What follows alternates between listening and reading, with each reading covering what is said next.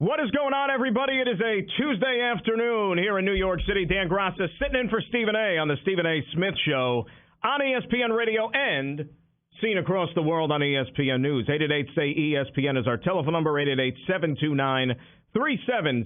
At Dan Graca if you want to tweet away at me, as we encourage you to do so here over the course of the program. We will talk a little National Football League a little bit later on in the show with our ESPN NFL analyst, Mike Tannenbaum. He will join us at the start of hour number 2, and it's time for Straight Talk, brought to you by Straight Talk Wireless. We might as well get right into it here because, kind of as we alluded to yesterday when we were doing the show, the Cowboys in the news yet again, and there's really no resolution from things that have been percolating the last few days in regards to Zeke Elliott and his holdout. But Josina Anderson, our colleague here at ESPN, had a report that Zeke is not going to show up for the regular season until he gets himself a new contract here. Now, keep in mind, if you're the Dallas Cowboys, he's under contract through 2020, so still that's 2 more seasons. And the Cowboys have been down this road before. It was a long time ago. Some of you might be old enough to remember, some of you may not. But back in 1993, Cowboys were getting ready to defend their Super Bowl championship. Remember, they destroyed the Buffalo Bills in the Super Bowl to close out 92, came back with a loaded team again, figured that they would be in position to win, except Emmitt Smith, their all-pro running back, was not part of it to start training camp. He was a holdout. He didn't feel that he was compensated fairly enough for what he was able to give them out on the football field. He held out all through training camp, all through the preseason. He even held out to start the regular season. Missed the first 2 weeks. Dallas lost the first 2 games.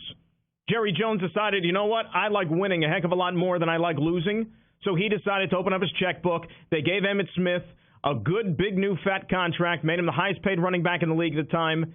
Smith comes onto the field. He's a beast. Cowboys win their second straight Super Bowl, and Emmitt's a big part of the reason why. Not saying that history is going to repeat itself the same way here for the Cowboys this time around, because there's other things in play. Back then, the Cowboys were already the best team in the sport, hands down, and Emmitt Smith can almost be viewed as a missing piece. All right, they were the defending Super Bowl champs. This team is not the defending champs. They won the NFC East last year, but I think that they're going to have their work cut out for them with Zeke, without Zeke, just to repeat as division champs. And as I said yesterday, you got to go back 15 years. Last time we had a team repeat as NFC East division champions. Okay, the Eagles did it back in the day. I think it was 03-04, 2 straight years. So it's been a while. And Philadelphia is going to be chomping at the bit. Right now, I actually picked Philadelphia to win the East with Zeke or without Zeke for the Dallas Cowboys. A lot of that, of course, is going to ride on Carson Wentz staying healthy for 16 games. But is Zeke Elliott underpaid right now for where he is in the pecking order of running backs in the National Football League? Yeah, maybe you could say that. I mean, after all, the guy's won 2 out of the last 3 rushing titles. He's one of the best in the sport. He's only making $3.8 million this year. Now, I hesitate when I say only, because there's a lot of people out there that would love to only be making a hair under $4 million a season. Me included. And he's slated to make about $9 million next year. Right, that number's a little bit more fair, but it's still not up to where some of these other running backs are getting compensated, i.e. Todd Gurley. And when you look at Zeke's importance to this Dallas Cowboys team, I don't think that it can be exaggerated in any way, shape, or form. He is that significant for what they're going to do on offense. And I know that Dak Prescott is the quarterback, and it's a quarterback-driven league. And Dak needs a new contract. And you want to talk about underpaid? Dak is way more underpaid at the quarterback position than what Zeke is slated to earn for running backs.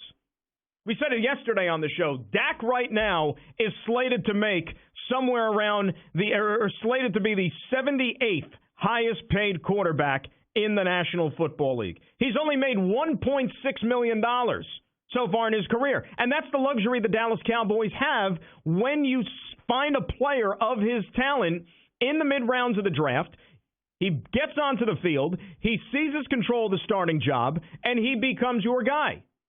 It affords you to do a lot more with the rest of your roster under the confines of the salary cap, which is a beautiful thing. And you know what? That's why we always say free agency is great. It's nice to go shopping. It gets a lot of headlines. Sometimes you have some big names and big money exchanging hands. But the foundation, the core of any football team is going to be what you do on the draft. That's why we build the draft up each and every year. That's why we make it a 3-day spectacle. Some people maybe don't understand why we make such a big deal. Oh, back in the day it was done in just a couple of hours, right? It was all done in one conference room in a hotel. It wasn't televised and so on and so forth. Now, the world has evolved, of course, television, media, but the draft is of uber importance to your football team.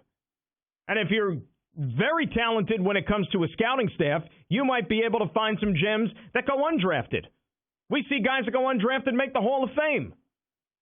And it means that you don't have to pay them as much initially. So you have them under team control for 4 or 5 years, and then you could go pay other players on your team that maybe warrant a significant increase in pay.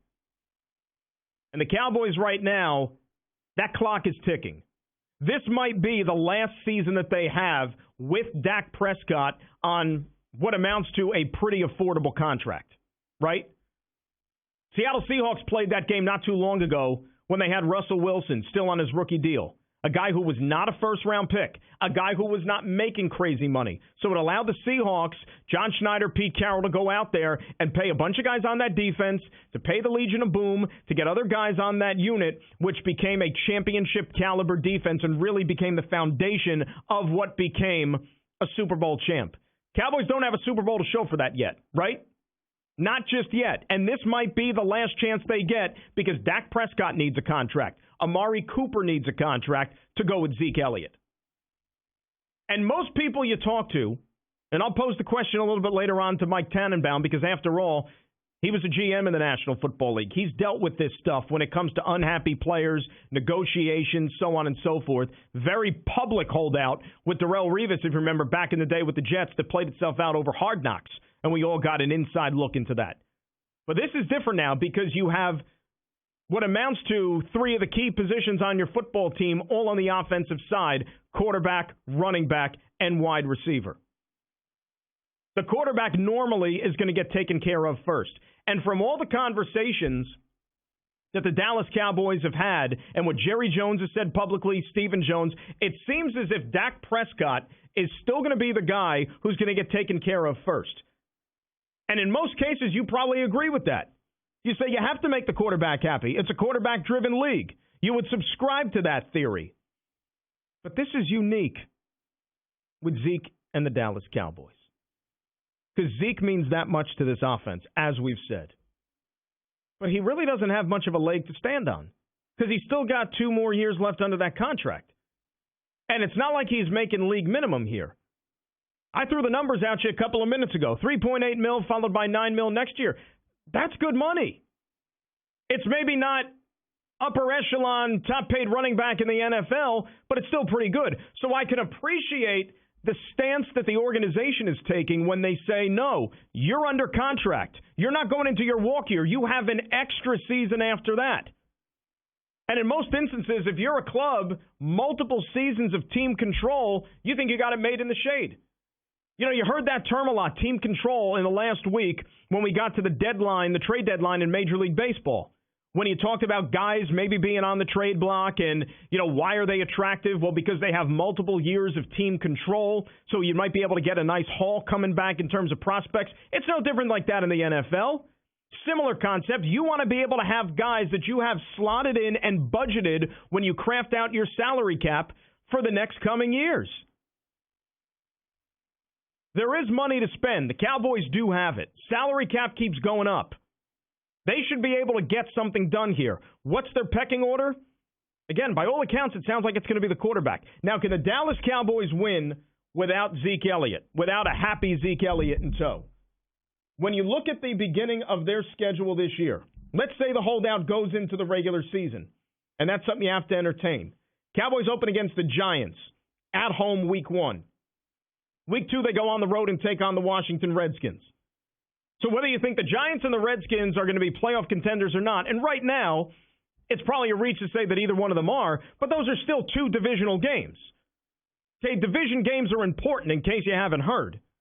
And I would want Zeke Elliott in my backfield, in my huddle, for each of those games, and then some.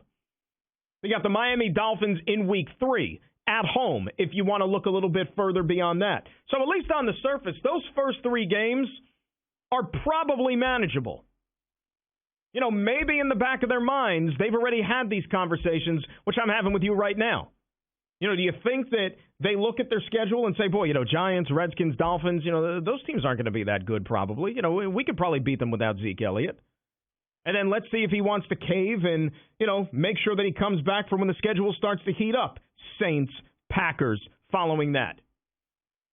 Or do maybe the Cowboys not perform up to their ability and stumble in those first couple of games? And then they say, all right, we have no choice. We got to get Zeke in here. I would be very surprised if this holdout does go into the regular season. I just think that there's too much at stake right now for both parties. Zeke knows, and any other running back knows, that the clock is ticking on his football superiority at the running back position. Because most teams in the NFL, they only value the running back position until a certain time, up until a certain age. And what's that loose number? It's about 30 years of age, where teams look at running backs and say they're damaged goods. Because most of them have carried the ball so much, most of them have absorbed so much of a pounding and so much of a beating that they don't think that they're going to be as effective. So if you're Zeke, you want to cash in right now. Because in 2 years from now, who's to say that he suffers some sort of an injury between now and then? And maybe that zaps him of some of his agility, some of his quickness. And he's not the same back that he's been so far in his career. So I can certainly understand from the player, you want to maximize your earning potential. I totally get that. But if you're the Cowboys, you still look down at that piece of paper right now, and you see a guy who's still under contract for a couple of years. So this is not going away anytime soon. It really and truly isn't. And I think that the comments that Dak Prescott has made, saying that in his conversations with Zeke Elliott, he totally understands where he's coming from. Football and business are two different things. Personal and business are two different things. They can be friends. They can have friendly conversations, which they've had. But Dak said he won't ask Zeke at all about the business side of things. Won't ask him about the holdout, where things stand right now. So it's none of his business. But I wonder if the Cowboys give Dak Prescott a contract extension. What does that do for Zeke Elliott? Does that just harden his stance here? Or is he going to be happy for his friend? And is that just going to maybe make the Cowboys a little bit more inclined to make sure that they pay him? Because you say what you want about Dak Prescott, and I like the guy a lot. I think he's good for the Cowboys. I think he's good for the game. Guy's proven that he's a winner. But if I asked you right now to formulate a list of the elite quarterbacks in the National Football League, you know, I don't know whatever that number is, but even let's just say we go 10 deep. Your top 10 quarterbacks in the National Football League. Dak Prescott on that list? You know, has Dak Prescott proven that he can be a guy to take a football team, put it on his back, and lead you to the promised land? I don't know if he has yet. I can't sit here and tell you with a tremendous amount of conviction that he is that guy. It's been proven that with a good offensive line, with a darn good running game led by Zeke, he's been able to do some good things. You subtract that running game from the offense, and then what do you have? Jury is still out. And if I'm a Cowboy fan, I don't know if that's a game that I'm willing to play right now. And I don't know that that's a road that I want to go down. Because it's too risky. Clock is ticking. You want to be able to make sure that you make a run and put all your eggs in that one basket to put yourself in his best position to compete to get to that Super Bowl finally, because it's been a long time. I mean, think about that. We're going on almost 15 years since the Cowboys last played in the Super Bowl. That is a long time. I mean, you got Cowboy fans who never even saw them in the Super Bowl. That run, that dynasty run, that Jimmy Johnson created dynasty run seems like it was ages ago.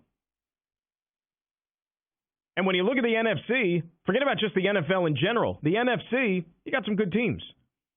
You know, you got a team in your own division right now who just won a Super Bowl 2 years ago. And have a lot of guys still in that locker room who were part of that Super Bowl championship team.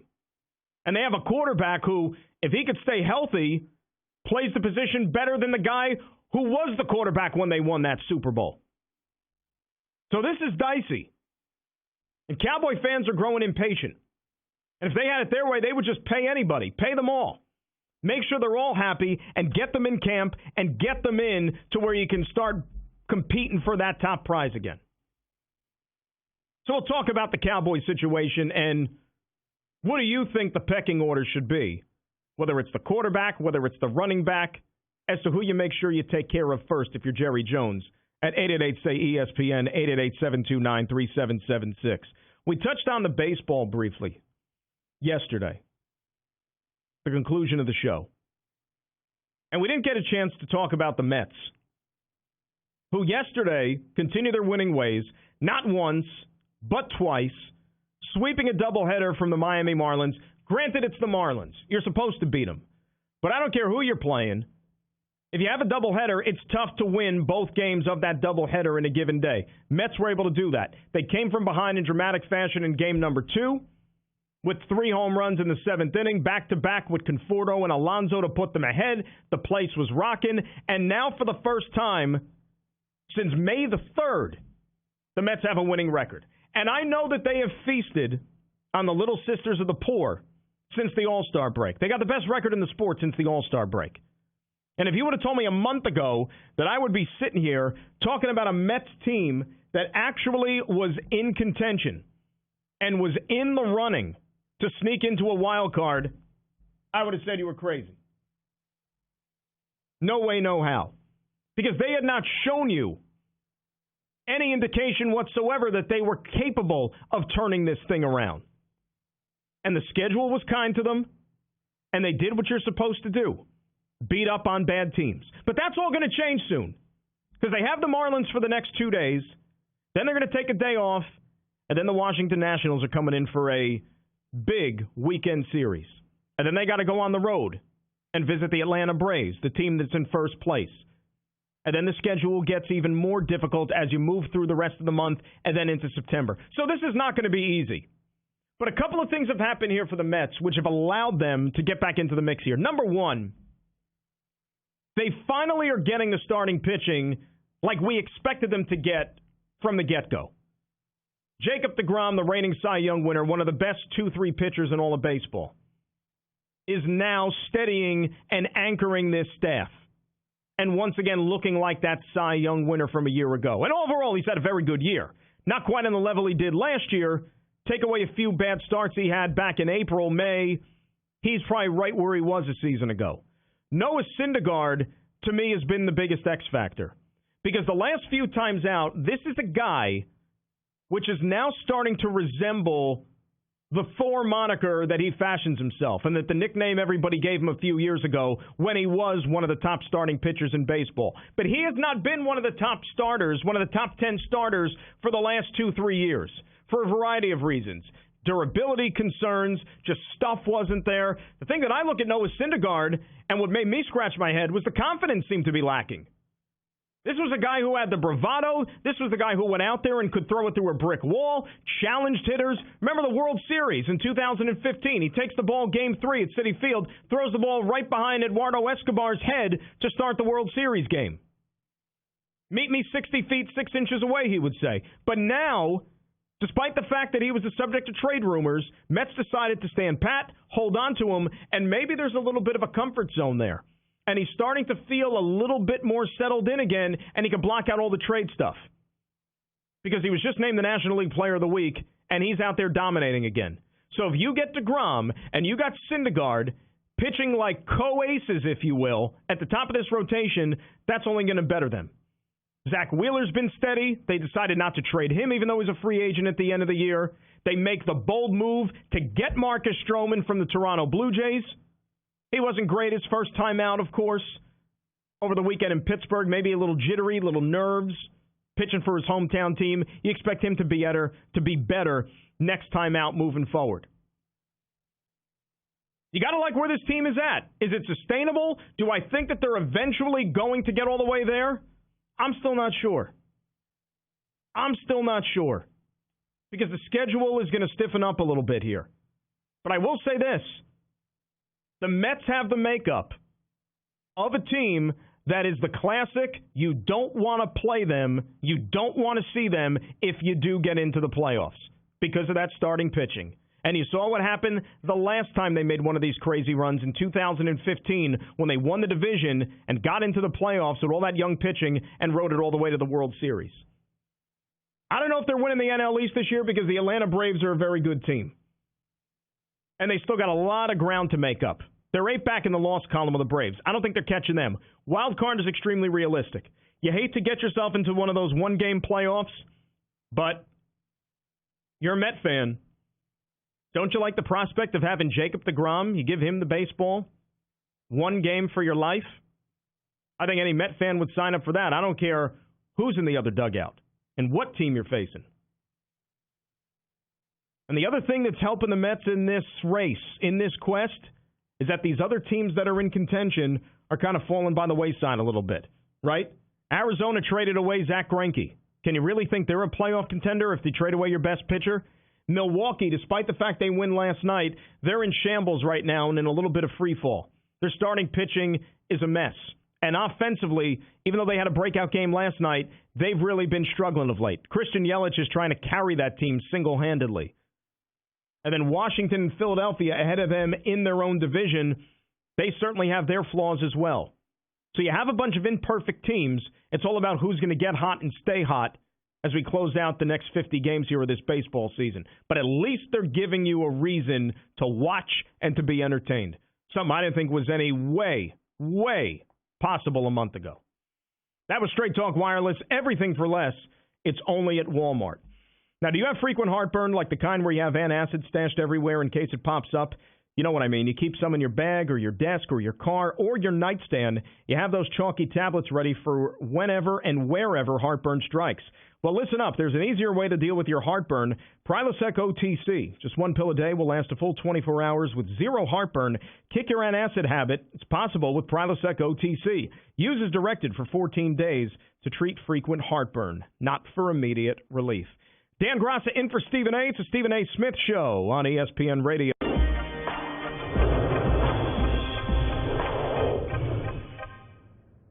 As long as you have this guy, you have a chance. Because in this 2-decade run of Tom Brady and Bill Belichick, we have seen players come and go. Good players come and go. Hall of Fame players whose services were no longer needed with the New England Patriots. You know, we saw one of those guys go into the Hall of Fame on Saturday night in Ty Law. There eventually came a point where Bill Belichick said, you know what, I don't think Ty Law is worth what he wants to get paid. Thanks for the memories. We'll see on down the road in the Ring of Honor. There have been a lot of those guys. You know, Richard Seymours of the world. You know, and they move on. But the one guy who's pretty much been indispensable has been Tom Brady. Now, he's been a good team guy. As we said, he's taken less money. But also Bill Belichick understood and identified that that is the guy, that is the one position where you cannot ill afford to have an inferior player. Okay, they had Jimmy Garoppolo that they drafted, and he came out there and played a little bit when Brady had his 4-game suspension until he got hurt. But Tom Brady has been the engine that has made that team go. And there's been a lot of, you know, who's more instrumental to the Patriots' success? Is it Tom Brady? Is it Bill Belichick? And you know what? To me, the answer is both of them. The answer is both. Because I don't think one is successful without the other.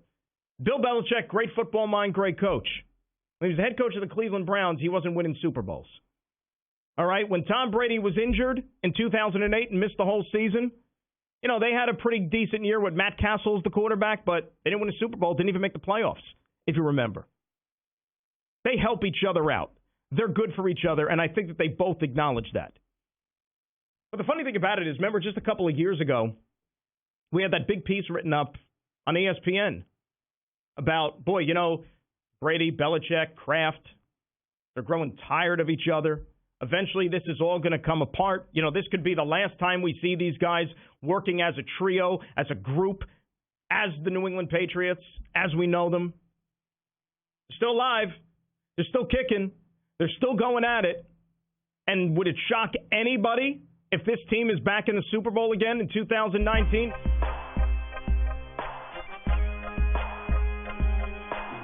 Patriots quarterback Tom Brady gets a 2-year contract extension. The Patriots have given Tom Brady an $8 million raise. Tom Brady's going to play until he's 50. I mean, we're all day to day if you think about it. I mean, none of us are really promised anything. There's never been a player at the age of 42 to play 16 games in a season at quarterback. I mean, I'm trying to do the best I can do today. He's one of the most respected players in the history of professional sports, not just for the Patriots now, not just for the NFL. Have I earned it? I don't know. You guys, that's up for talk show debate.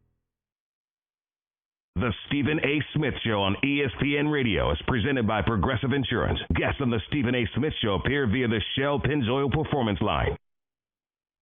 Stephen A. Smith Show on ESPN Radio and ESPN News. Dan Graca sitting in for Stephen A. at 888-SAY-ESPN, 888-729-3776.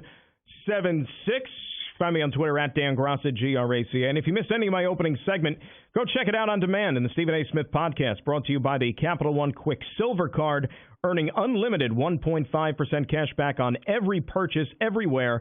What's in your wallet? And ESPN Radio also presented by Progressive Insurance. Drivers who switch and save pay an average of $699 less per year. Didn't get a chance to take too many phone calls yesterday, so let's accomplish that now. We will start it off with Danny in Pennsylvania, who's first up here on the Stephen A. Smith Show on ESPN Radio. What's up, Danny? Hey, Dan, thanks for taking my call. I listen to you guys all the time this time of the hour, Stephen A. and you and the other Will shows. And big Cowboys screen. The phones, Cincinnati Stallback, and Bob Billy, Group Q, and the rest of the guys, Randy White, and all that catch. I'm kind of scratching my head with this one.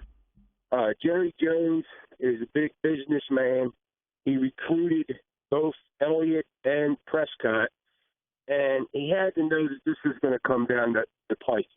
So I just don't understand to the last yard going over the end zone here, and we got a contract dispute with the two best players on the Cowboys team, and it's they just got to get them guys on the field. Well, I mean, Danny, it's obvious you got to get these guys on the field. The question is, though, at what price do you want to pay? Because in this situation, it's clearly about money. Now, look, Dak is there. You don't have to worry about him. He's going to be there, and I'm confident that something is going to get worked out. This really comes down to Zeke more than anything else, right? He's the guy you got to get into camp and make sure that he's a part of this team. Because the bottom line is this. If you want to repeat as NFC East Division champions, you need this guy there from the jump. This isn't like 1993 that I brought up with Emmitt Smith, where the Cowboys were unquestioned the best team in the sport. That's not like that anymore. They're good, but they're not automatically a Super Bowl team with Zeke Elliott. They need everybody pulling together here, and certainly it starts with the running back. Let's say hi to April in Las Vegas. April, you're on the Stephen A. Smith Show. How are you? I'm doing well. How are you doing this morning? Good. What's going on? Well, I wanted to make a comment about the Cowboys. I agree that we can't win without Zeke Elliott in the fray. Also wanted to make a comment about the fact that you mentioned that Dak can't carry the Cowboy dynasty to the Super Bowl without Zeke, and I agree with that as well. But I also want to make a comment about the coaching. Mm-hmm. I think a key thing with the Cowboy franchise is the coaching. I think Jason Garrett lacks the skills to be an NFL coach. If you ever watch any of the games, when he's on the sidelines, he's not looking at plays. He's not looking at the iPads like other coaches are. He's not even talking to the players. He's very disengaged as far as coaching. So even if Zeke comes back, signs a new contract, Dak stays healthy, the team is able to engage with each other, I think the key here is the lack of coaching on Jason Garrett's part. You know, April, it's funny, and I thank you for the phone call. You're not the first. You're certainly not going to be the last who's going to take exception and take shots at Jason Garrett, the head coach. Because we've been hearing this for years. I've been hearing this for years from Cowboy fans. You know, you're not going to be able to win with Jason Garrett, right? There's never going to be a time when Cowboy fans are completely 100% comfortable with Jason Garrett as their head coach. Because I understand what the perception is, right? Jason Garrett is nothing more, nothing less than Jerry Jones's puppet. That's it. Jerry keeps him there because Jerry can control him. That's the perception. Well, all right, that might be true. We know that he has an affinity for Jason Garrett. That's unquestioned. And is Jason Garrett Bill Belichick? No. Would I sit here and say that Jason Garrett is one of the top 5 coaches in the NFL? Probably not. But Jason Garrett has given you 3 division titles in the last 5 years. And there's a lot of teams out there that would sign up for 3 division titles in a 5-year span, to where you're hosting a playoff game, to where you're playing football into January. And I don't want to make this any more painful than it was for Cowboy fans. I really and truly don't. But let's go back to Lambeau Field all those years ago with Dez Bryant. And if the rule was interpreted a little bit differently and the Cowboys win that game and that's a catch for Dez Bryant, then you're in the NFC title game, and who knows what happens, right? Who knows what happens then? So you could do a lot worse, because I know you don't want to hear this, but you look around to, let's say, the Detroits of the world, the Clevelands of the world, teams that have won nothing, teams that have never sniffed the Super Bowl. They would love to have division titles. They would love to have a shot at the playoffs on a fairly regular basis. All right, this team is good enough. And I know that I find myself saying this maybe repeatedly, and I probably said it more than once in the last few years, but the way the Cowboys are constructed right now, I think if they underachieve and they fall flat, then maybe you are going to have a change at head coach. Maybe Jerry Jones is going to realize, you know what, maybe I have the wrong guy. Maybe I have to go big game hunting to get even a better coach to make sure they're getting the most out of this talent. But they're not at that point yet. And that's going to play itself out here, certainly in 2019. And I'll take it a step further. If you want to ensure that you don't have a new head coach, you better make sure that you get that running back in camp. You better make sure that happens. Isaiah's in Maryland. Isaiah, you're on the Stephen A. Smith Show, ESPN Radio, ESPN News. How are you? I'm doing good. How are you doing today? Good, Isaiah. What's up? I was calling because you said that Dak isn't a top 10 quarterback. If he's not a top 10 quarterback, do you think he's in that second tier with Deshaun Watson and yeah, that's fair. Derek Carr? That's fair. I would definitely say that. And you know what? Here's the exciting thing if you're a Cowboy fan. Room for growth. Room to move up on that list. And that's what you would hope, right? Because you're about to if you're the Jerry Jones, you're about to break open that checkbook and pay the guy like he is going to be a top-tier quarterback. Look, if you're asking me right now, all right, who do I want as my quarterback for the next 5 years, Dak Prescott or Kirk Cousins? I don't think it's even close. Give me Dak Prescott any day of the week and twice on Sundays. And Kirk Cousins is getting paid $84 million guaranteed by the Minnesota Vikings with that contract. Kirk Cousins hasn't won a darn thing. And Dak Prescott has been to the playoffs here on a couple of occasions. Yes, he's had a good team around him, but he's at least shown you if you surround him with some people, he's going to be able to get things done for you. Kirk Cousins hasn't shown you that. I agree with that. My only other point is I am a big Cowboys fan. My whole family's been Cowboys fans forever. I like what we're doing. This is our first time actually having cap room in, I'd say, the last 8 to 10 years where we can actually sit on and see what we have to do. We also have to pay Byron Jones on the other side of the ball. And I think Zeke, we have him under 2-year control. We should just wait it out and see what happens. That's just my thoughts on it. Well, I mean, that's a good way to approach things, and I thank you for the phone call, but how do you know that's going to satisfy the player? I mean, that's the drama here in the negotiation. You know, the Cowboys see a guy that's under contract for 2 more years, and on the other hand, you have the player who wants to get a raise, and that's fair. You know, and when you look back at Dak here for a second, I think the comparison that's fair, and I brought it up earlier with the Seattle Seahawks, I think the Russell Wilson career arc is pretty comparable, I think, for Dak Prescott, right? Except Russell Wilson, at least in the short term of him coming into the NFL, team-wise, they were winning bigger than the Cowboys were, right? Because he took that team to a couple of Super Bowls there on the strength of the defense, on the strength of the running game. And there were still some questions as to whether or not Russell Wilson, whether he was just nothing more than a glorified game manager, whether he was a guy that can actually get the job done by himself. And I think that over time, when that defense has started to diminish, when the run game maybe took a step back or two, when maybe the pieces around him started to maybe become a little bit more inferior, Russell Wilson showed you that, yeah, he's a real good quarterback. You know, he's one of the top quarterbacks in the game, and I think that you would want him on your team now any day of the week. That's what you're shooting for, I think, if you're Dak Prescott. That's the level that I certainly think is attainable. I don't think it's unrealistic. Let's get one more in here. Let us say hi to Dalton in Pennsylvania. Dalton, you're on ESPN Radio, Stephen A. Smith Show. Hi, Dan. How are you? So I would not make paying Dak Prescott a big priority. And let me explain why. Mm-hmm. So when you think about what Dak's going to get next year, probably $30 to $35 million is what he's going to command. Does that sound fair? $30 to $35 million? Yeah, I think what the asking price for him is going to be. I know what the going rate is for a top quarterback. I mean, that's a lot of money. Don't get me wrong. But, hey, it's not always who's the best quarterback.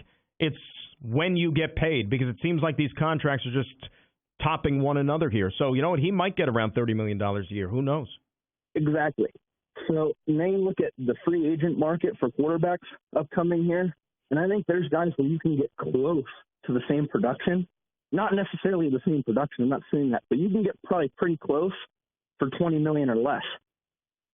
I'm talking about guys like Jacoby Brissett, either Mariota or Tannehill, whoever loses the job in Tennessee. I don't know if I'm putting Jacoby Brissett in that category. I mean, I need to see a heck of a lot more from Jacoby Brissett before I'm willing to hand him the keys to an offense and give him $20 million a year. I mean, that's a big leap for me, Dalton, and I thank you for the phone call. You know, the bottom line is this, though, with the Cowboys, and we'll see what happens with these contracts.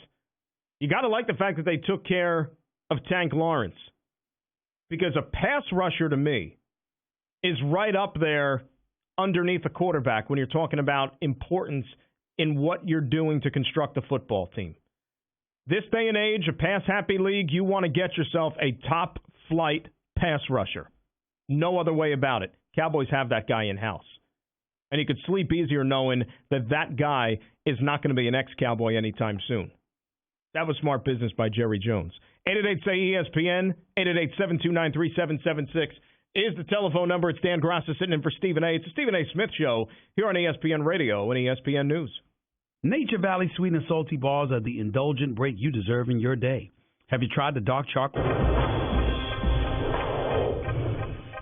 Philadelphia Eagles are my pick to win the NFC East. And I know there's a lot of this talk about the Cowboys and who the Cowboys could be and who they are, but I think that the Philadelphia Eagles are the best team. I don't necessarily know if they're flying under the radar because they have the highest paid quarterback in football, but still, to me, that is a team. Doug Peterson has shown that he can coach football. Carson Wentz has shown that he can play, and this team has made improvements in places that they needed to. They have been very meticulous about putting this team together to surround Carson Wentz with what will make him great.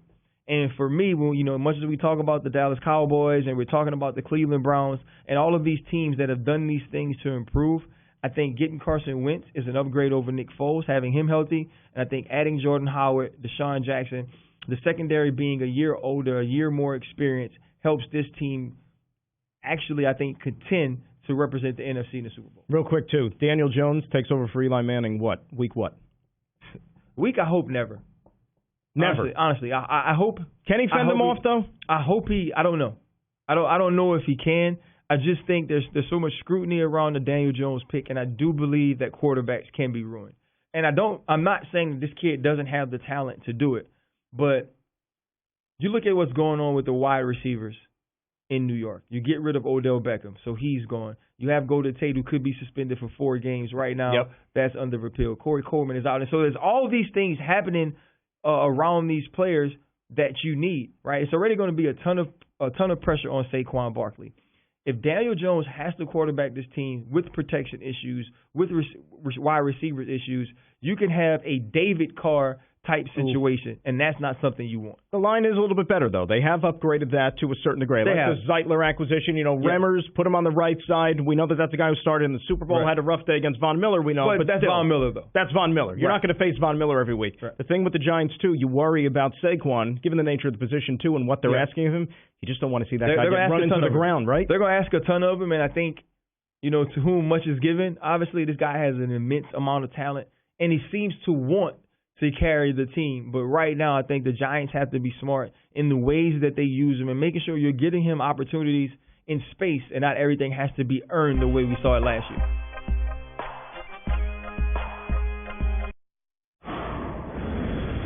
The Stephen A. Smith Show on ESPN Radio is presented by Progressive Insurance. Guests on the Stephen A. Smith Show appear via the Shell Pennzoil Performance Line.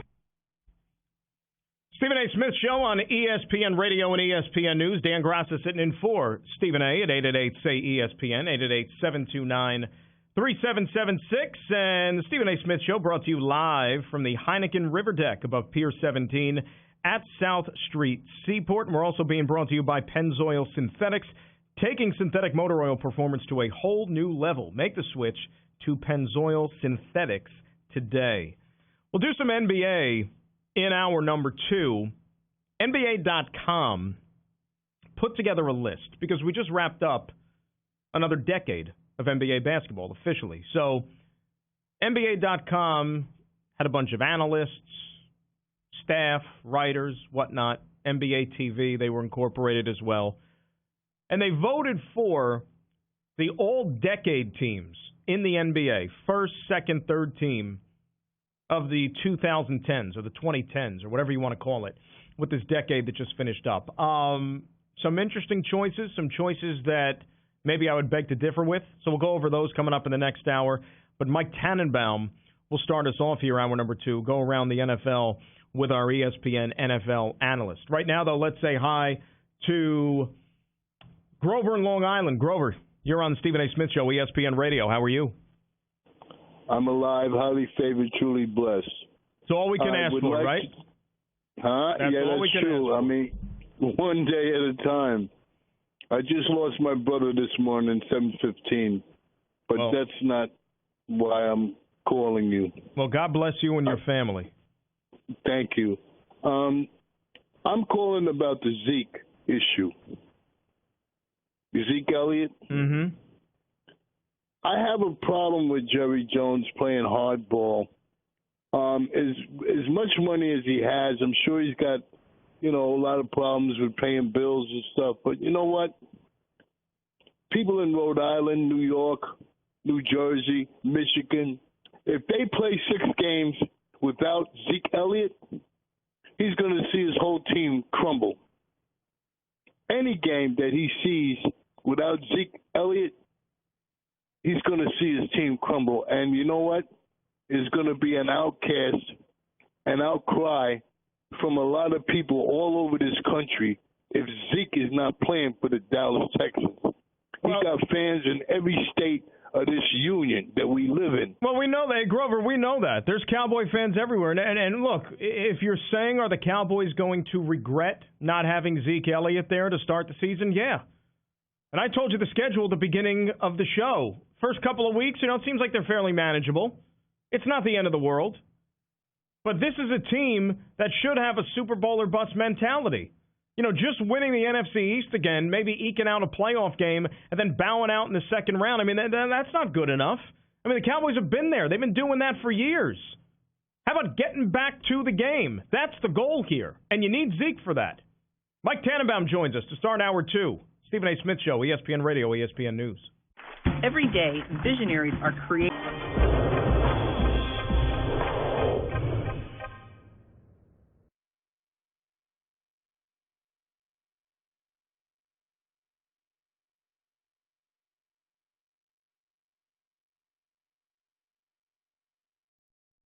Welcome back. It's the Stephen A. Smith Show. Dan Graca sitting in for Stephen A. on ESPN Radio and ESPN News. And if you need seats to a game, download the Vivid Seats app and enter promo code CHAMPS at checkout to get 10% off your first order. Don't buy just any seat. Get a Vivid seat. Time to talk some football now with our ESPN NFL analyst, former GM in the NFL. He's Mike Tannenbaum, who's kind enough to give us some time here on this Tuesday afternoon. Mike, it's Dan Graca. Thanks for joining me. How are you? Hey, Dan, how you doing? Very, very good. And tonight, of course, everybody is anticipating seeing the Raiders on the premiere of Hard Knocks tonight. And you were the GM of the Jets back in 2010. And for my money, that was still the single best ever season of Hard Knocks. I think it was the highest rated one. Talk about, as someone who's an integral member of the team, what that whole experience is like and how it affects your normal day-to-day routine getting ready for the season. Yeah, well, I'll tell you, NFL Films does a great job. So we really, you try to go about your business as seamless as possible, which I know sounds a little crazy, but they're pros, and they really want you to do your job and kind of conduct business as you would ordinarily. With that said, we were in an unusual situation where we had a holdout with our best player, Darrelle Revis. So I'm happy for Mike Mayock, the GM of the Raiders, and John Gruden, that at least they're not dealing with their best player holding out on national TV. And it's funny you mentioned that, too, because I was going to get to that now with some very notable holdouts still in the NFL. Ezekiel Elliott, of course, with the Dallas Cowboys. And you mentioned the Revis situation, which was great for television, the way it all kind of played itself out, and then he finally came to an agreement in that final episode, the last scene of the series. But just take the cameras out of it here. As a general manager, put yourself in Jerry Jones' shoes right now.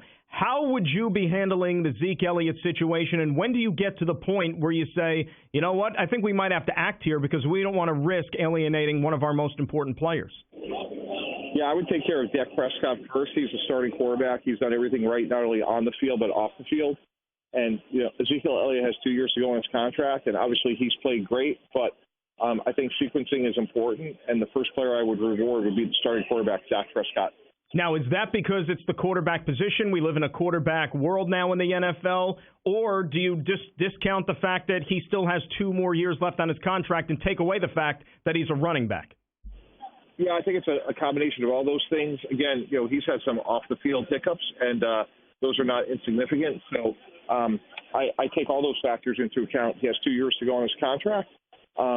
So I think he needs to be rewarded, but I think taking care of the quarterback is the first thing I would do. ESPN NFL analyst Mike Tannenbaum joining us here on the Stephen A. Smith Show. Dan Graca in for Stephen A. You certainly are well aware of Tom Brady. You spent your life in the AFC East and had many battles with the Patriots, of course, for a number of years there.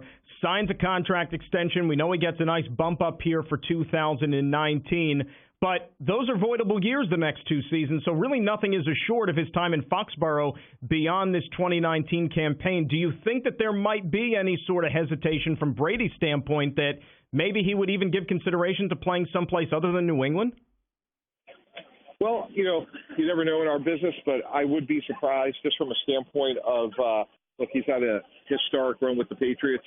They've kind of been year to year, somewhat informally anyway, so while nothing would be shocking, I would be surprised if he played for anybody but New England. Are you surprised that he's doing this still at such a high level at 42 years of age? I mean, he burst onto the scene back in 2001. We're talking about almost 2 decades ago. And even when they ran off those 3 Super Bowls in 4 years, and you were still in the division, of course, with the Jets, hoping to finally surpass those guys, you probably never would have thought in a million years we'd be talking about 2019 and Brady still being at virtually the top of his game. Yeah, and I think that's because he's so smart. He knows where he's going with the ball before it's ever snapped. So he gets rid of the ball fast. They have a good offensive line. They protect him. So he's still playing, obviously, at a very high level. And it's his ability to process information goes a long way in keeping him healthy. Mike, you had experience back in 2009 when you guys drafted Mark Sanchez to eventually take over and be the franchise quarterback for the Jets. Now, a little bit different circumstance than what the Giants are going through right now with Daniel Jones because he's trying to supplant a 2-time Super Bowl MVP. You guys didn't have one of those in camp, but how do you think the Giants should operate here with Daniel Jones and picking the right spot when to insert him in place of a legend in Eli Manning? Well, I think the audience ultimately is the locker room. If Eli Manning is playing and they're winning, then that's really the task at hand. So they may have some really good depth there. I think Daniel Jones, obviously how he does in the preseason will be a factor. But, look, if Eli's starting and they're winning, then it would really be hard to pull him. And, look, you know, Pat Shurmur, this is an important year for him. I promise you, he's not trying to get Daniel Jones ready for a new coach of the New York Giants in 2020. He's trying to win as many games as possible. and keep his job. And that's the difference, really, from the way the league used to be, right, Mike? Because back in the day, you maybe were afforded a little bit more time to put your program in place. You were maybe given a little bit longer of a leash in your whole rebuilding process. Nowadays, I mean, we've seen coaches, general managers, whatnot, fired after one season. So it really is a year-to-year proposition, and that's why I guess teams aren't really afraid to maybe throw a rookie quarterback right into the fire there week one just to see what they have, because they might not be around that much longer if he doesn't work out. That's right. You go back a year ago, Steve Wilkes started Josh Rosen, Hugh Jackson started Sam Darnold, and Hugh Jackson started Baker Mayfield. All three no longer with us. So from that standpoint, you're exactly right. It's more of a year-to-year situation. And again, Jay Gruden with Dwayne Haskins or Pat Shurmur playing Daniel Jones, they're all going to play the quarterback that gives them the best chance to win this year. And it's not just a cliche. They're really going to play the guy that gives them the best chance to win because it means good things for their job security. And as we evidenced, and you ran down the list, guys aren't given those opportunities as long as they were in the past. One of those rookie quarterbacks, though, this year, of course, the guy taken first overall in Kyler Murray. Cliff Kingsbury, a wild card coming in now, is a first-time head coach in the National Football League. What's your take right now on what's going on out there in Arizona, and do you have high expectations for this team in 2019? Well, I think it's going to be a work in progress. If Cliff Kingsbury does well, it's going to change the entire hiring process because a year ago he got fired from the Big 12. He was a USC offensive coordinator for 3 weeks, and he skipped a lot of steps. And I like Cliff. We hired him to be he was on our team in 2005 when I was with the Jets, put him on IR.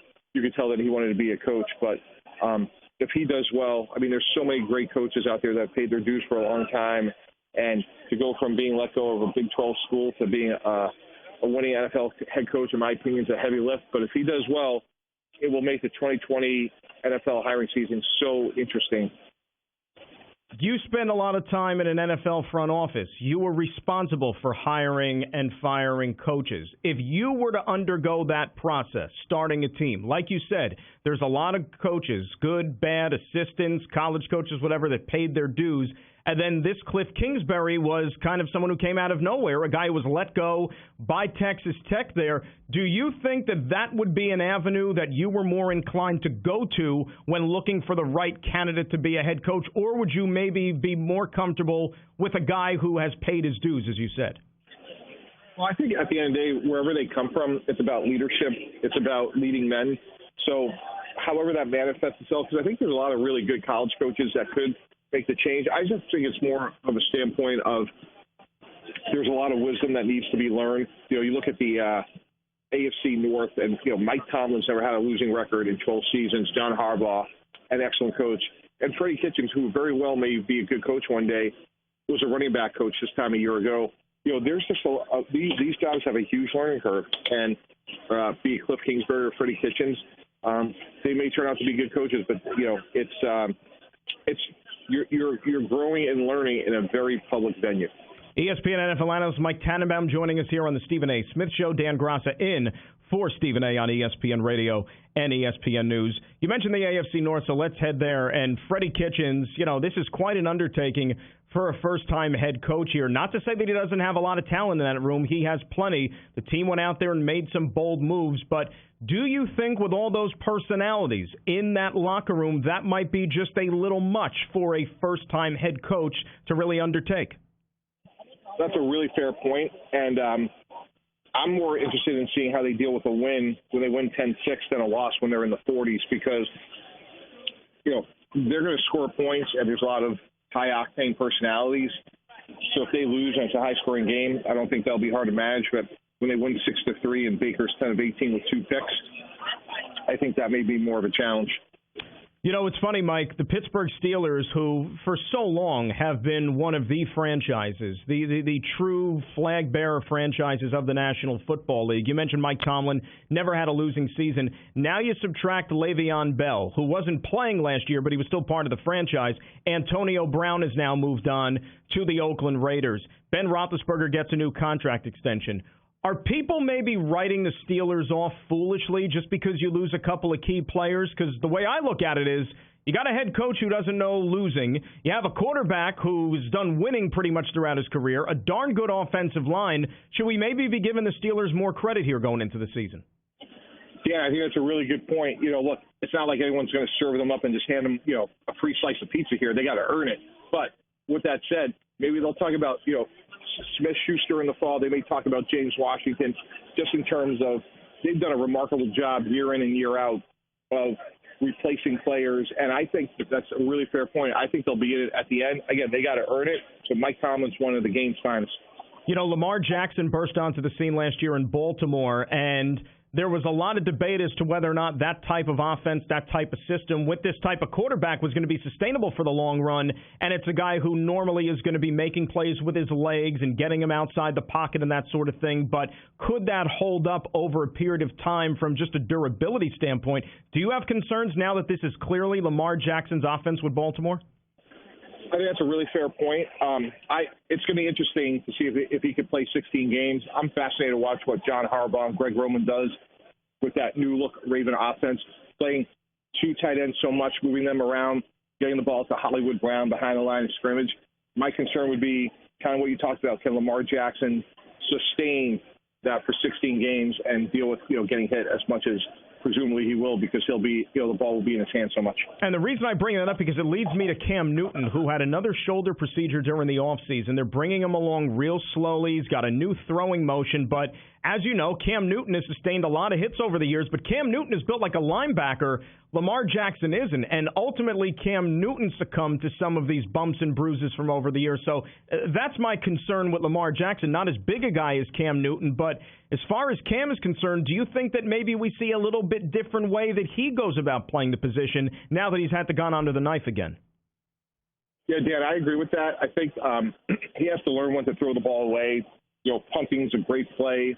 Hey, if it's 3rd and 6 and the game's on the line in the fourth quarter, sure, you're going to want to maybe extend yourself to get a first down. But I think playing smarter to live the fight another day, that's part of being an NFL quarterback, and he just has to be really careful. The Atlanta Falcons, a team that maybe didn't get to where they wanted to last year. They decided to make wholesale changes with the coaching staff, new coordinators. Dan Quinn going to take an active role here in the defense. A lot of talent with that football team. What are your thoughts on the Falcons heading into this season? I like them, and I don't think any team was more impacted than they were in terms of injuries a year ago than the Atlanta Falcons. Sometimes we talk about how many guys were hurt, but I think when you look at them, Dan, it's really about the quality. They lost a lot of frontline guys, most notably Deion Jones. So not only have they revamped their coaching staff, just getting back to Devontae Freeman's of the world, Keanu O'Neal, I think they're going to be a much improved team. It's hard to find a team, Mike, and going back in my time just as a fan of the NFL, covering the NFL, that suffered consecutive gut-punching losses to end their season that the New Orleans Saints have had to experience the last 2 years. The Minnesota Miracle a couple of years ago, last year that championship game with the phantom no pass interference call, still doesn't discount the fact, though, that this year, you look at them on paper, that's as good a team as we have, certainly in the NFC, and maybe they get back to that Super Bowl with Drew Brees still playing at a high level. I agree. They're one of the teams to beat. They're going to be a really hard team to beat at home. So I agree that they're loaded on both sides of the ball, high-octane offense, pressure players on defense. I think they're a really good team. Are you concerned at all about the L.A. Rams for the way the season ended for them, the disappearing act the offense showed in the Super Bowl, the uncertainty still maybe with Todd Gurley and his knee and how that's going to hold up, and maybe the Patriots put a blueprint on tape as to how you slow that offense down? Are you going to be keeping an extra eye on this Rams team this season? I think they're going to be more balanced. I think, they're going to run the ball. They drafted Darrell Henderson out of Memphis. I think they're going to still be really good because they're so talented on offense. Losing the Super Bowl historically is not a good recipe for your subsequent season, but they're still a very talented team, in my opinion, Dan. ESPN NFL analyst Mike Tannenbaum joining us here on the Stephen A. Smith Show. Dan Graca sitting in for Stephen A. on ESPN Radio. Patriots have been the class of the AFC East for the last better part of 2 decades here. The Jets go out there and make some bold moves in the offseason. New coach, new general manager, spent a lot of money in free agency, and now year 2 of Sam Darnold. And Joe Douglas, the new GM, just made a couple of moves in the last few days to fortify that offensive line, protect the investment in Sam Darnold here. Are the Jets ready to maybe knock on the door to challenge maybe for a wild card spot, you think, this season? I think, they will be better. In terms of challenging for a playoff spot, that's still, too soon to tell. The Melvin Gordon holdout with the Chargers. We know that almost like Ezekiel Elliott with the Cowboys, Melvin Gordon plays a big role in that offense. And top to bottom, the Chargers are another one of these teams, Mike, that have enough talent to end up in a Super Bowl here. The hardline stance they're taking with Gordon, do you agree with that? I do. He's under contract. Anthony Lynn's a really good coach. He's tough. He's a former running back.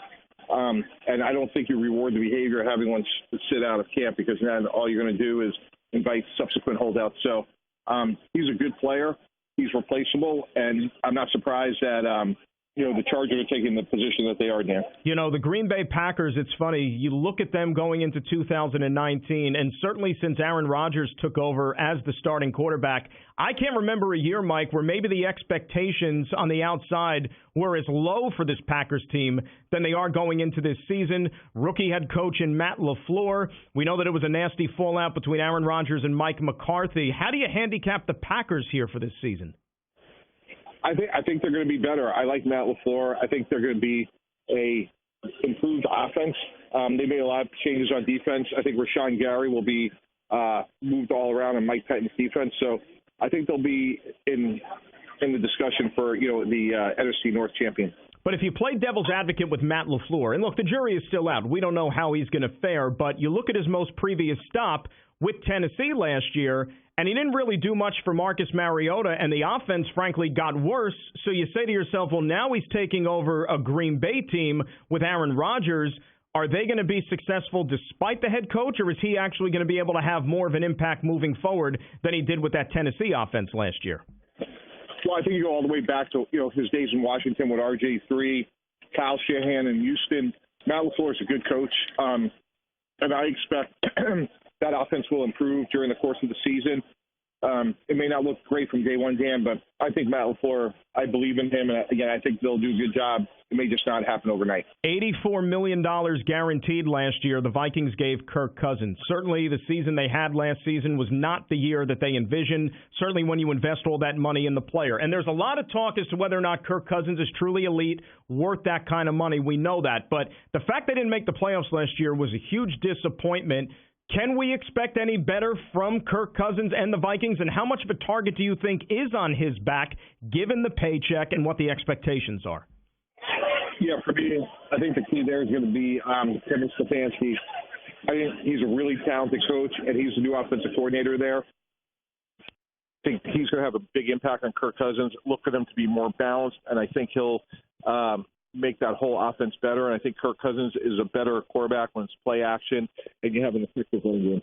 Last thing here, and Mike, we appreciate the time, of course. The CBA talks, they've already gotten underway here a little bit. Both sides trying to take a little bit proactive approach, which is good, and it's a good sign that they're talking at least, still a couple of years away from the expiration of the CBA. The 18-game schedule is something that's been floated about a lot. It goes back several years here. Do you think we are eventually going to see a time in the near future, and maybe even in this new collective bargaining agreement, that an 18-game schedule becomes reality? I think maybe a compromise this year is 17 with an extended round of a playoffs of one game. So you have 7 playoff teams. Do you think that adding a playoff team is good for the league? I mean, being someone who was a general manager, the goal every year was to compete for a championship, get in the playoffs. Do you think adding that one extra team is good, or does it kind of water things down a little bit?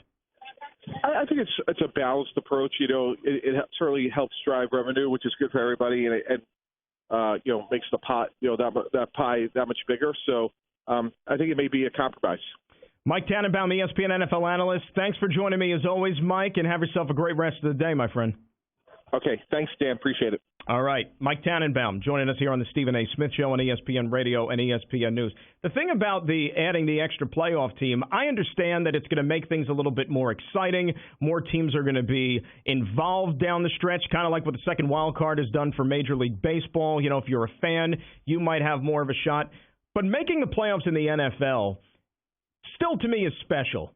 Okay, there's only 6 teams that make it in each of the conferences. So if you are one of the 6, you did something right. In the NBA and the NHL, it seems like half the league gets into the playoffs.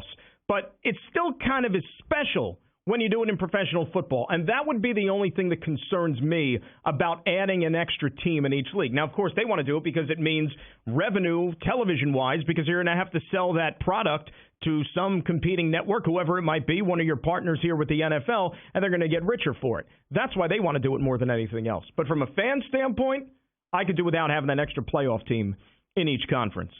Friends, let's talk about Noah. Last year he had a fast food delivery job. The hours were garbage. The pay was worse, so he went to My Computer Career. In less than 6 months, Noah started his IT career. Now he's in line for his second promotion. Is your job garbage? Go to mycomputercareer.edu and take the free career evaluation today. You could start your new life as an IT pro in as little as 4 months. Classes meet just twice a week. It's not rocket science. It's mycomputercareer.edu. mycomputercareer.edu. Dan Graca in for Stephen A. It's the Stephen A. Smith Show on ESPN Radio and ESPN News. This show and all of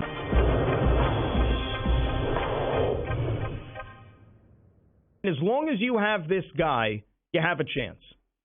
Because in this 2-decade run of Tom Brady and Bill Belichick, we have seen players come and go. Good players come and go. Hall of Fame players whose services were no longer needed with the New England Patriots. You know, we saw one of those guys go into the Hall of Fame on Saturday night in Ty Law. There eventually came a point where Bill Belichick said, you know what, I don't think Ty Law is worth what he wants to get paid. Thanks for the memories. We'll see on down the road in the Ring of Honor. There have been a lot of those guys. You know, Richard Seymours of the world. You know, and they move on. But the one guy who's pretty much been indispensable has been Tom Brady. Now, he's been a good team guy. As we said, he's taken less money. But also Bill Belichick understood and identified that that is the guy, that is the one position where you cannot ill afford to have an inferior player. Okay, they had Jimmy Garoppolo that they drafted, and he came out there and played a little bit when Brady had his 4-game suspension until he got hurt. But Tom Brady has been the engine that has made that team go. And there's been a lot of, you know, who's more instrumental to the Patriots' success? Is it Tom Brady? Is it Bill Belichick? And you know what? To me, the answer is both of them. The answer is both. Because I don't think one is successful without the other. Bill Belichick, great football mind, great coach. When he was the head coach of the Cleveland Browns, he wasn't winning Super Bowls. All right? When Tom Brady was injured in 2008 and missed the whole season, you know, they had a pretty decent year with Matt Castle as the quarterback, but they didn't win a Super Bowl, didn't even make the playoffs, if you remember. They help each other out.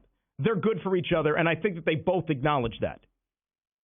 But the funny thing about it is, remember just a couple of years ago, we had that big piece written up on ESPN about, boy, you know, Brady, Belichick, Kraft, they're growing tired of each other. Eventually, this is all going to come apart. You know, this could be the last time we see these guys working as a trio, as a group, as the New England Patriots, as we know them. They're still alive. They're still kicking. They're still going at it. And would it shock anybody if this team is back in the Super Bowl again in 2019?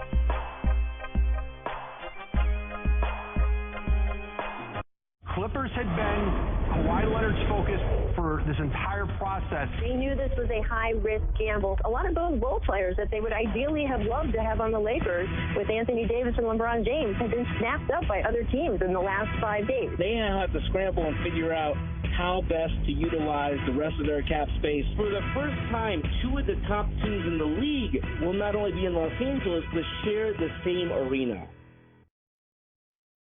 The Stephen A. Smith Show on ESPN Radio is presented by Progressive Insurance. Guests on the Stephen A. Smith Show appear via the Shell Pennzoil Performance Line.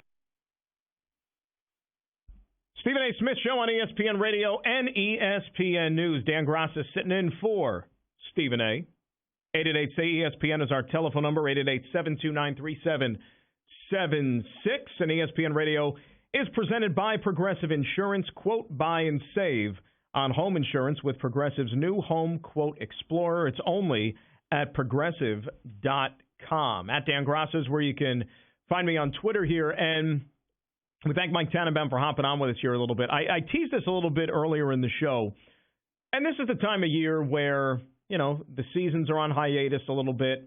You're looking for maybe stuff that catches your attention. So a lot of these sports affiliates, websites, whatnot, come up with these polls and different type of things that will attract some clickbait, if you will. But this isn't necessarily in that category entirely. I found it interesting that NBA.com, in partnership with NBA TV, they decided to roll out an all-decade team of the 2010s. Because after all, we are now completely finished up with that here. So we have 10 years worth of sample size to go by. So people that work for NBA.com, NBA TV, they got them all together. They voted for all-decade teams, first, second, and third team here.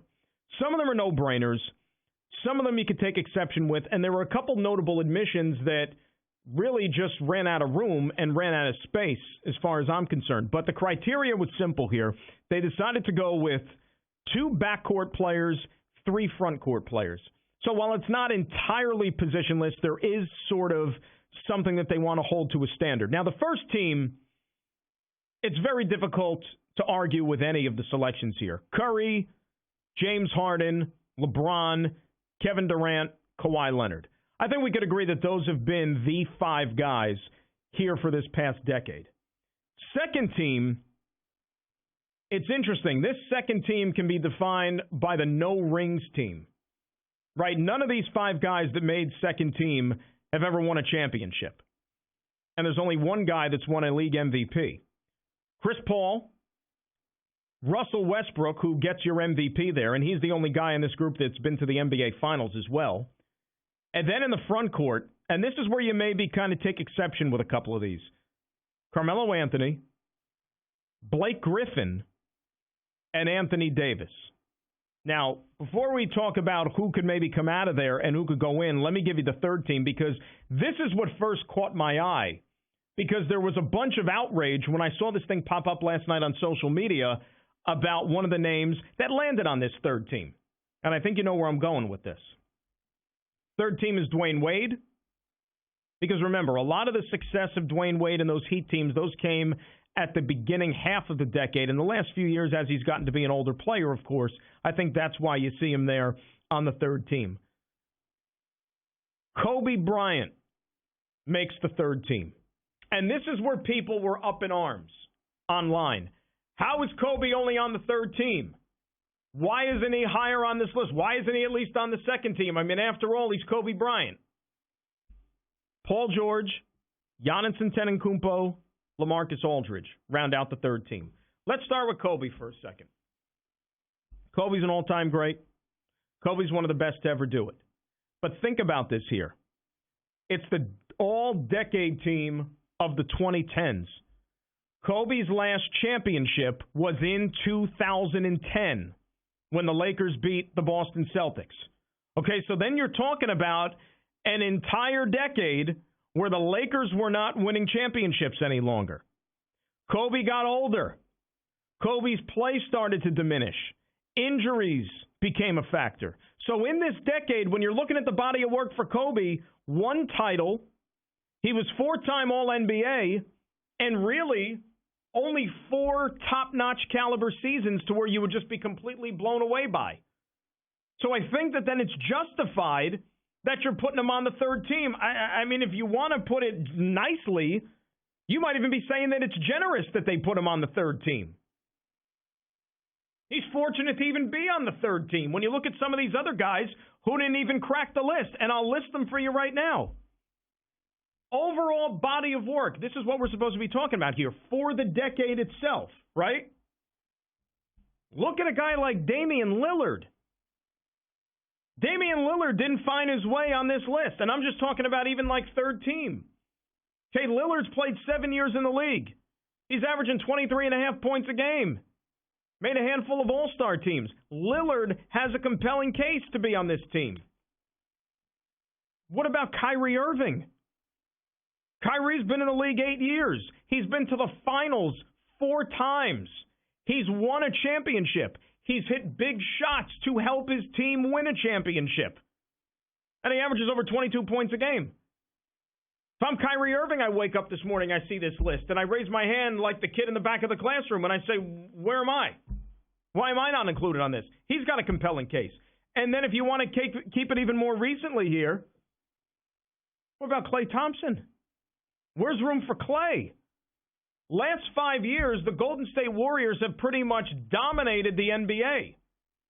Klay Thompson, a central reason why the Golden State Warriors have been the face of the sport. He being one of the key contributors. He's had all NBA worthy last 5 years.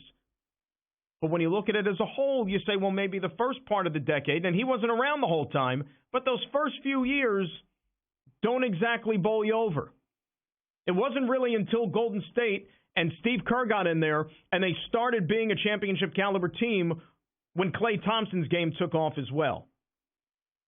There's only one guy who won an MVP in the decade that's not on this list, and deservedly so, and that's Derrick Rose, who, remember, won an MVP way back in 2011, and unfortunately for him, his career kind of bottomed out because of the injuries, and he was never the same again. So I don't think you put Derrick Rose on this list just because he won an MVP and he was good there for a couple of years. The only team that was an NBA champion in the past decade that doesn't have any representation on this list are the 2011 Dallas Mavericks, led, of course, by Dirk. And the problem with Dirk is, I know he has his championship in 2011 in this decade, but when I think of Dirk's best years, when he was probably at the peak or rounding into his prime, if you will, it was the prior decade, right? Because he, like Kobe, aged as this decade wore on, started to become less and less effective as he got older. I mean, yes, he was still playing up until last year, but we know that he was a shell of his former self. So again, total decade performance, I think Dirk, unfortunately, doesn't maybe crack this list. And I could also sit here and ask the question, well, has Giannis really done enough to be an all-decade player? I mean, granted, it's third team, and he finally got his MVP last year, but has Giannis done enough to say that he's one of the 9 best front court players in the last decade? But when you look at other front court players who got squeezed out of here, what about a guy like Chris Bosh? Chris Bosh, though, another guy. Yes, he won championships and part of that Miami Heat team, which was central to the beginning part of this decade, but Bosh's best years were as a member of the Toronto Raptors in the previous decade. My producer, John Winthrop, dear friend, we had a heated debate about this, and he's stamping the table hard for DeMarcus Cousins. Why not get Boogie on here? Fair point. You could easily squeeze Boogie onto this list. If you told me that if you just want to go by totality again, and this is what this list is supposed to be, right? Because it's a sample size for the entire decade. DeMarcus Cousins was probably the more effective player throughout this decade than Giannis Antetokounmpo. But Giannis has an MVP. And DeMarcus Cousins rubs some folks the wrong way. And maybe DeMarcus Cousins wasn't always the best soldier out there. And maybe they held that against him when they were selecting this team. So there's a lot of good arguments you can make for some of these guys. Like you look at LaMarcus Aldridge, for example. This is a guy whose teams have never really won anything once the postseason rolls around. Guy who maybe hasn't played his best basketball in the postseason. But I fought hard for LaMarcus Aldridge. This was one of our arguments we had. This is a guy, again, you look at the body of work, it was pretty darn solid. 20 and 10 doesn't grow on trees. You take that if you can get that. And LaMarcus Aldridge, solid performer. Frequent All-Star, All-NBA. And if you look at this decade, I think you slide him in there to the third team, got no problems with that. But you have to also think long and hard about what defined this decade, right? Beginning part of the decade, it was the Miami Heat for a good number of years. Latter part of the decade, it was the Golden State Warriors. It was the Cleveland Cavaliers when LeBron went back to Cleveland. So that's why a guy like Kyrie could probably be a little ticked he doesn't get on this team. A guy like Klay Thompson could sit there and say, why was there no room for me? And I've even brought up Draymond Green. Right? I mean, numbers only tell the whole story. Take Aldridge, for example. Yeah, you could be a 20 and 10 guy. You can make the All-Star team each and every year. But look at what Draymond Green's doing. And look at what Draymond Green helped his team do in accomplishing the ultimate prize many times over. I think these lists are fun because you could sit here for hours and hours and hours and go back and forth and poke holes in almost each and every one of these guys, at least on the second or third team. And then you got Carmelo sitting there on the second team. Really? Carmelo Anthony, all-decade second team in the front court? That one's tough. That one's tough. I mean, I could also talk to somebody who'll probably tell you know what, I don't think Anthony Davis has done enough to be included on this list. Or maybe put him down to the third team if you want to go decade as a whole, because he wasn't around in the beginning part of it here.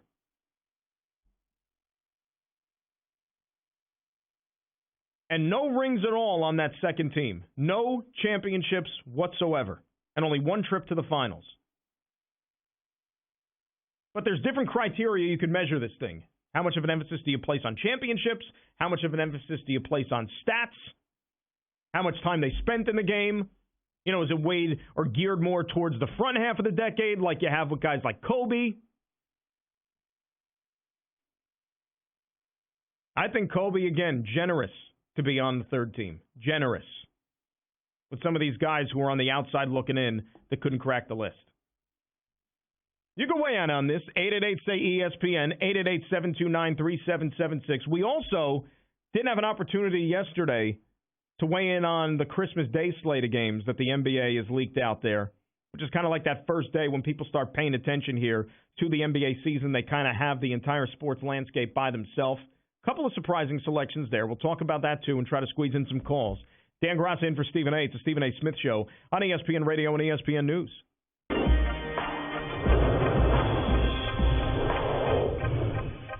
Philadelphia Eagles are my pick to win NFC East. And I know there's a lot of this talk about the Cowboys and who the Cowboys could be and who they are, but I think that the Philadelphia Eagles are the best team. I don't necessarily know if they're flying under the radar because they had the highest paid quarterback in football, but still, to me, that is a team. Doug Peterson has shown that he can coach football. Carson Wentz has shown that he can play, and this team has made improvements in places that they needed to.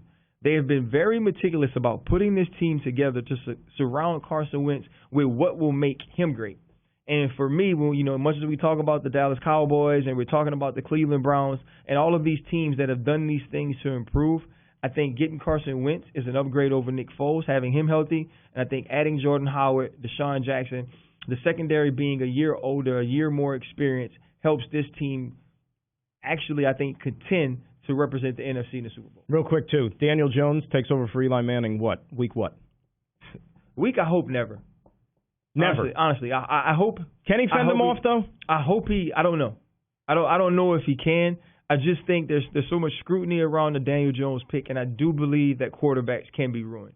And I'm not saying that this kid doesn't have the talent to do it, but you look at what's going on with the wide receivers in New York. You get rid of Odell Beckham, so he's gone. You have Golden Tate, who could be suspended for 4 games right now. Yep. That's under repeal. Corey Coleman is out. And so there's all these things happening around these players that you need, right? It's already going to be a ton of pressure on Saquon Barkley. If Daniel Jones has to quarterback this team with protection issues, with wide receiver issues, you can have a David Carr type situation, and that's not something you want. The line is a little bit better, though. They have upgraded that to a certain degree. Like the Zeitler acquisition, Remmers, put him on the right side. We know that that's a guy who started in the Super Bowl, had a rough day against Von Miller, we know. But that's still, Von Miller, though. That's Von Miller. You're not going to face Von Miller every week. The thing with the Giants, too, you worry about Saquon, given the nature of the position, too, and what they're asking of him. You just don't want to see that guy get run into the ground, right? They're going to ask a ton of him, and I think, to whom much is given. Obviously, this guy has an immense amount of talent, and he seems to want to carry the team. But right now, I think the Giants have to be smart in the ways that they use him and making sure you're getting him opportunities in space and not everything has to be earned the way we saw it last year. The Stephen A. Smith Show on ESPN Radio is presented by Progressive Insurance. Guests on the Stephen A. Smith Show appear via the Shell Pennzoil Performance Line. Stephen A. Smith Show, ESPN Radio and ESPN News. Dan Graca sitting in for Stephen A. on this Tuesday. 888-SAY-ESPN, 888-729-3776. At Dan Graca on Twitter is where you can find me there. And if you missed any of the show today, How dare you? Go check it out on demand in the Stephen A. Smith podcast, brought to you by the Capital One Quick Silver Card, earning unlimited 1.5% cash back on every purchase everywhere. What's in your wallet? I'll tell you, doing this exercise with these teams, these all-decade teams, it's fascinating because if you go back, and during the break we were even talking about it in the previous decade worth of stuff, you got some like all-time greats there. You put Kobe, you put Shaq, you got to put Dunk in there. You could put Dirk. You got Jason Kidd.